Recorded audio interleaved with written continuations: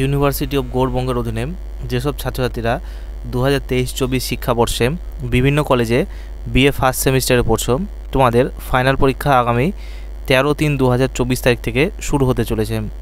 তোমাদের ফাইনাল পরীক্ষার আগে তোমাদের মেজর সাবজেক্টের MC1 পেপারের NEP 2020 অনুসারে কেমন প্রশ্নপত্র হতে চলেছে তারই একটি নমুনা আমি তোমাদের সামনে উপস্থাপন করলাম। তাই পুরো ভিডিওটি তোমরা স্কিপ না করে সম্পূর্ণ দেখো। ভিডিওটি শুরু করার আগে তোমরা যারা নতুন এই চ্যানেলটি ভিজিট করছো তারা চ্যানেলটিকে সাবস্ক্রাইব করে পাশে থাকা বেল আইকন ক্লিক করে দিও পরবর্তী আপডেটগুলো নোটিফিকেশন আকারে পাওয়ার জন্য। আর ভিডিওটিকে লাইক করে অবশ্যই বন্ধুদের মধ্যে শেয়ার করে দিও যাতে তারাও এই ভিডিওটি দেখে উপকৃত হতে পারে। তাহলে শুরু করছি আজকের এই ভিডিও। দেখো, তোমাদের প্রথমে প্রশ্নপত্রে থাকবে হচ্ছে সাল, কত সালে তোমরা পরীক্ষা দিচ্ছ সেই সালটি লেখা থাকবে।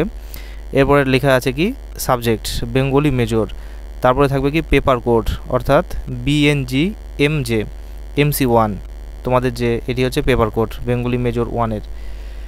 এরপরে থাকবে হচ্ছে CBCS, যেহেতু তোমরা CBCS এর অনুযায়ী পরীক্ষাটা দিচ্ছ। তারপরে থাকবে হচ্ছে তোমাদের সিলেবাসের বিষয়টি কি আছে এখানে, বাংলা সাহিত্যের ইতিহাস, প্রাচীন ও মধ্যযুগ। তারপরে থাকবে হচ্ছে তোমাদের পরীক্ষার কত নম্বরের মধ্যে হচ্ছে ফুল মার্কস 40। তারপরে থাকবে হচ্ছে টাইম কত 2 আওয়ার্স অর্থাৎ 2 ঘন্টা।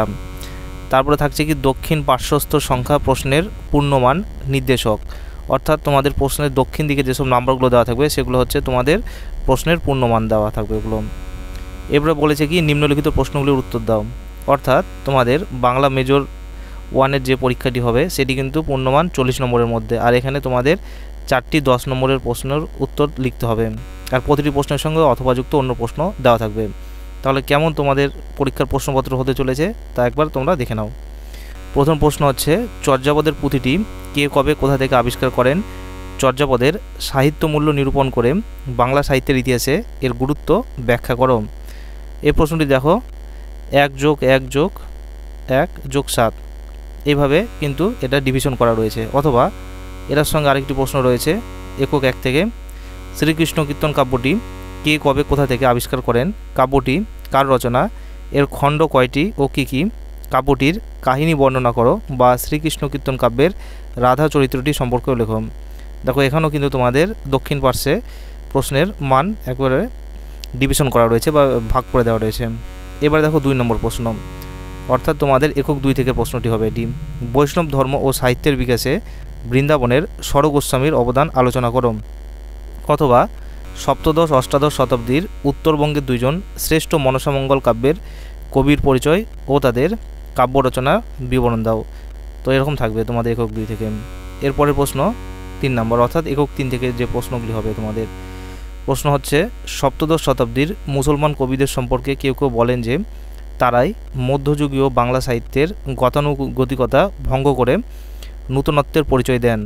এ প্রসঙ্গে আরাকান রাজসভার কবিদের অবদান আলোচনা করো।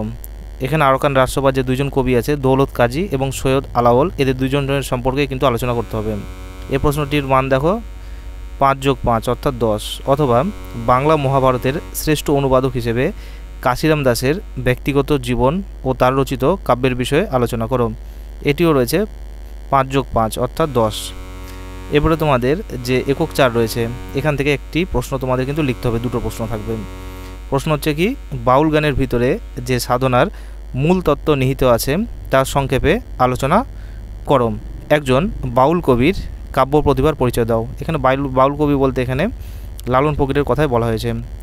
এই প্রশ্নটির মান কত 5+5, অথবা গীতিকার সংজ্ঞা ও বৈশিষ্ট্য লেখো। ময়মনসিংহ গীতিকার মধ্যে তা কতখানি পাওয়া যায়?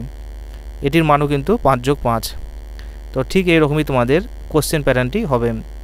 তোমরা এই প্রশ্নগুলি তো পড়ে যাবেই পরীক্ষার জন্য, তার সাথে সাথে আমি যে বাংলা MC1 পেপারে সাজেশন করেছি সেগুলো ভালোভাবে দেখে যাবে।